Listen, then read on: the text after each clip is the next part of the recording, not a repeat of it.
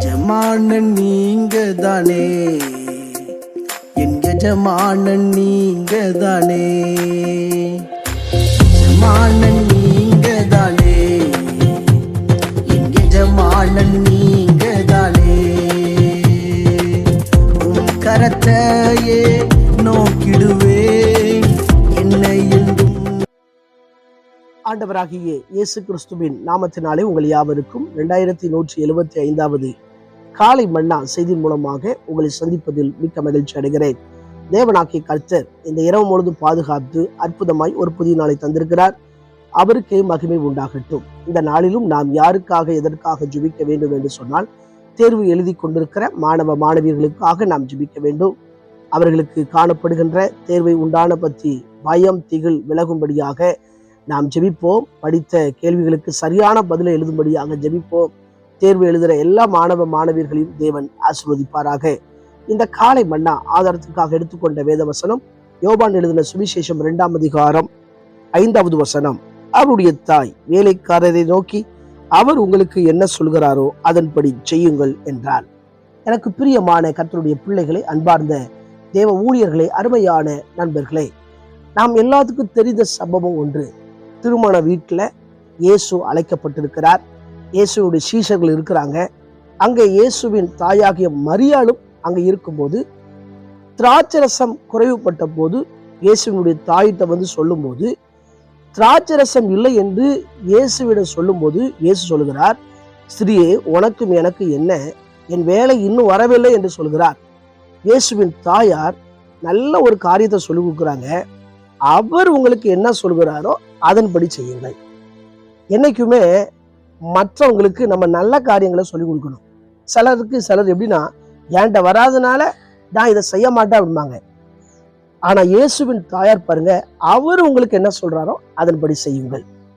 வேலைக்காரங்க கீழ்ப்படிஞ்சு இயேசு என்ன சொல்கிறாரோ அப்படியே செய்றாங்க.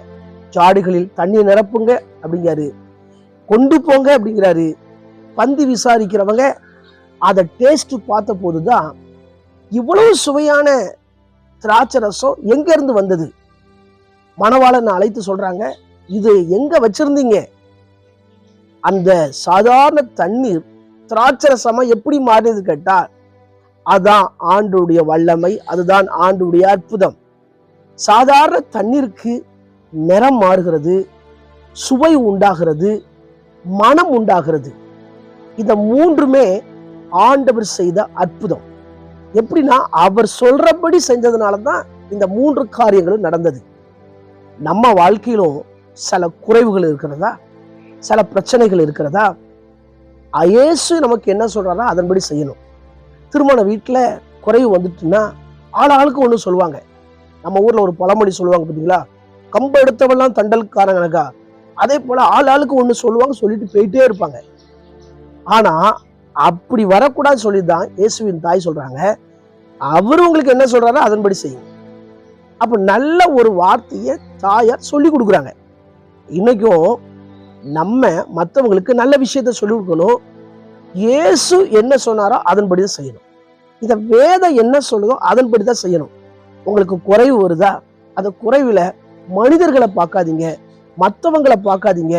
அவங்கள்ட்ட போனா அது கிடைக்குமா இது கிடைக்குமா போனா அங்க குறைவுக்கு மேல குறைவு தான் வரும், அலைச்சலுக்கு மேல அலைச்சல் தான் வரும், கஷ்டத்துக்கு மேல கஷ்டம் தான் நமக்கு நேரிடும். அதுக்கு மாறா இந்த வேதம் என்ன சொல்லுது, நம்மளை நடத்தக்கூடிய, நமக்கு உத்தரவாதம் செலுத்துக்கிற நம்முடைய போதகர்கிட்ட போய் என்ன செய்யலாம் கேட்டா, அவங்க வேத வசனத்துமே ஆலோசனை சொல்லும் போது அதற்கு கீழ்ப்படிந்து செய்யும் போது எப்பேற்பட்ட குறை வந்தாலும் சரி, அந்த குறைவை நிறைவாக்க அவரால முடியும். இன்னைக்கு உங்க வாழ்க்கையில பல குறைவோடு இருக்கிறீங்களா, பல தேவையோடு இருக்கிறீங்களா, வேலையில ரொம்ப கஷ்டமா இருக்கு, பைபிள் படிங்க, ஜெபம் பண்ணுங்க, விசுவாசமா இருங்க. உங்களுக்கு ஆலோசனை வேணும்னா உங்களை நடத்தக்கூடிய போதகர்கிட்ட போய் கேளுங்க. இல்ல ஃபோன் பண்ணி இவங்கள்ட்ட விசாரிக்கலாமா, அவங்கள்ட்ட விசாரிக்கலாமா, இவங்க வெளிப்பாடு சொல்லுவாங்களா, இவங்க தீர்க்க தரிசனம் சொல்லுவாங்களா. இன்னைக்கு அநேகர் கெட்டு போய் இருக்கிறாங்க. அப்படி இருக்கக்கூடாது. நீங்க நல்ல ஜெபிக்கிறவங்களா இருந்தா, நீங்க நல்ல வேத வாசிக்கிறவங்களா இருந்தா, உங்களை நடத்தக்கூடிய சபை போதகர்கிட்ட போய் கேட்பீங்க. அவர் சொல்ற ஆலோசனையின்படி செய்யும் போதுதான், ஒரு கீழ்ப்படியும் போதுதான் நம்ம வாழ்க்கையில குறைவுகளே நிறைவாகிறது. இந்த இடத்துல இயேசு ஜெபிக்கல, அவருடைய வார்த்தைக்கு வேலைக்காரங்க கீழ்ப்படுகிறாங்க. அப்பதான் அற்புதத்தை பார்த்தாங்க. நான் சொன்னேன் இல்லையா, நிறம், மனம், சுவை, அந்த பச்சை தண்ணீருக்கு இயேசு அவ்வளோ காரியத்தை செய்கிறார்.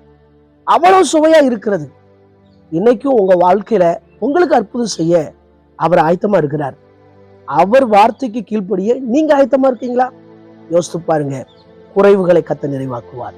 கண்களை மூடி ஜெபம் பண்ணுவோம். எங்களை நேசிக்கிற நல்ல தகப்பனே, இந்த வேலைக்காய் வருகிறோம். தொடர்ந்து நீர் பேசின வார்த்தைக்காய் ஸ்தோத்திரம். குறைவு வரும் பொழுது நீர் என்ன சொல்கிறீரோ அதன்படி செய்ய எங்களுக்கு கற்றுத்தாரும். விசேஷமாய் பிறந்த நாள், திருமண நாளை காண்கிற ஒவ்வொருவருக்காய் ஜெபிக்கிறேன். அவங்க குறைவுகள்லாம் கர்த்தர் நிறைவாக்குவீரா ஜெபிக்கிறேன். ஆண்டவரே ஸ்தோத்திரம். இந்த நாள் முழுவதும் கர்த்தருடைய கரம் எங்களை ஆளுகை செய்து நடத்தட்டும். ஆண்டவரே, நான் உனக்கு போதித்து நீ நடக்க வேண்டிய வழியை காட்டுவேன். உன்மேல் என் கண்ணை வைத்து உனக்கு ஆலோசனை சொல்லுவேன் சொன்னீரேன். இந்த நிமிடத்தில் உங்களுடைய ஆலோசனை சொல்லுவீராக. இயேசுவின் மூலம் ஜெபங்களும் ஜீவனுள்ள பிதாவே, ஆமென். ஆண்டு சுத்தமான நாள் மீண்டும் நாளை காலை புதிய காலை மன்னா செய்தியுடைய சந்திக்கிறேன். அதுவரை தேவ கிருபை தாங்குவதாக. மாரநாதா, இயேசு வருகிறார். ஆயத்தமாவோம், மனிதரை ஆயத்தப்படுத்துவோம். ஆமென். அல்லேலூயா. Praise the Lord. உந்தனின் சேவை செய்வே எந்த சூழ்நிலையிலும். என் ஜீவன் பிரியும் வரை உண்மையாய்